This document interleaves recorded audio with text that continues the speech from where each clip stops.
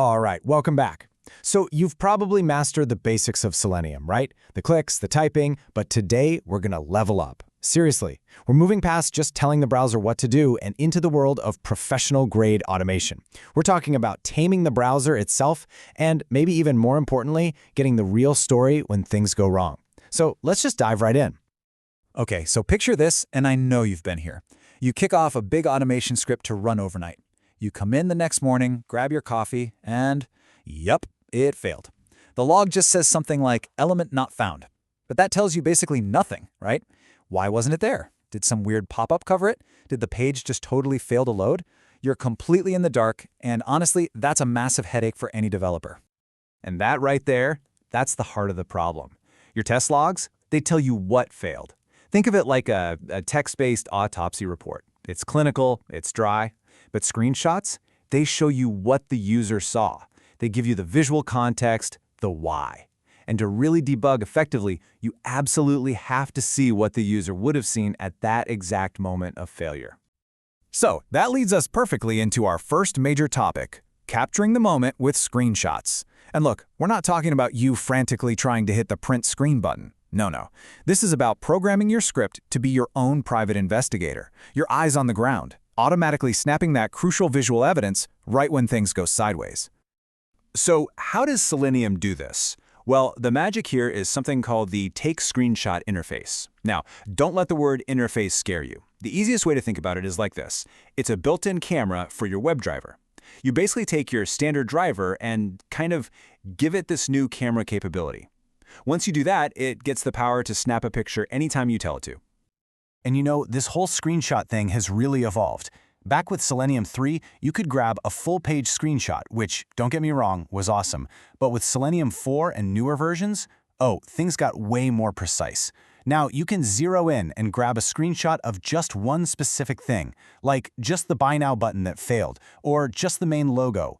You can even grab an entire section, like a photo gallery. It's all about getting that super-focused surgical evidence you need, without all the extra noise. Okay, so how do you actually do it in your code?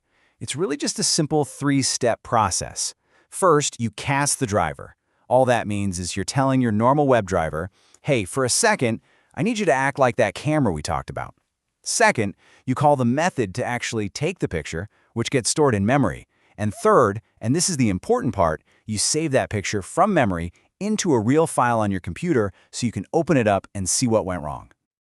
But listen, here's a huge pro tip. You don't want to take a screenshot after every single step. Can you imagine? Your test would slow to a crawl, and you'd end up with a mountain of useless image files. No, the real strategy, what the pros do, is to only capture a screenshot on failure.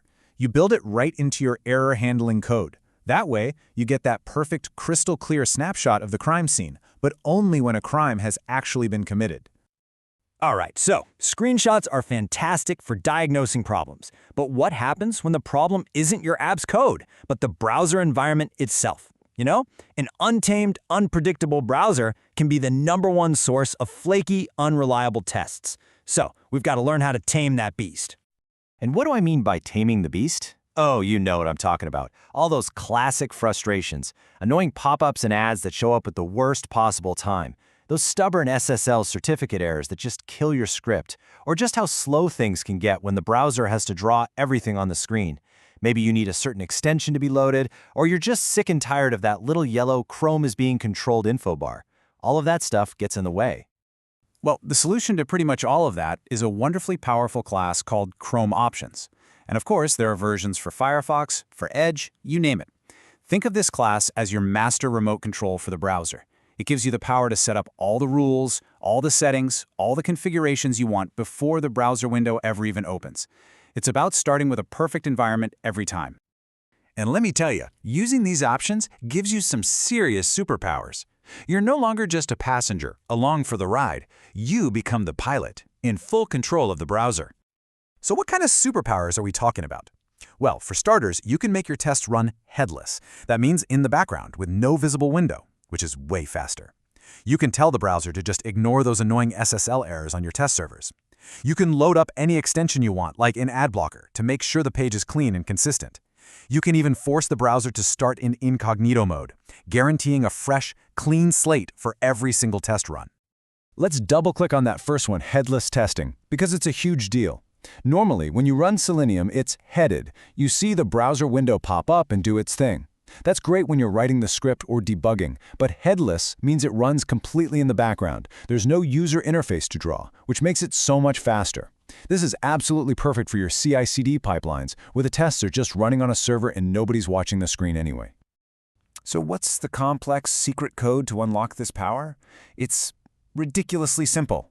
It's just one argument you add to your options, just -headless. That's it. This one little line of code can have a massive impact on how fast your entire test suite runs. Okay, what about those SSL errors? You know the ones I'm talking about, on your dev or staging servers that don't have a proper certificate yet. They can completely derail a test. Well, guess what? It's another single, simple command. You just tell the browser options to accept insecure certs, and poof, that whole category of test failures is just gone.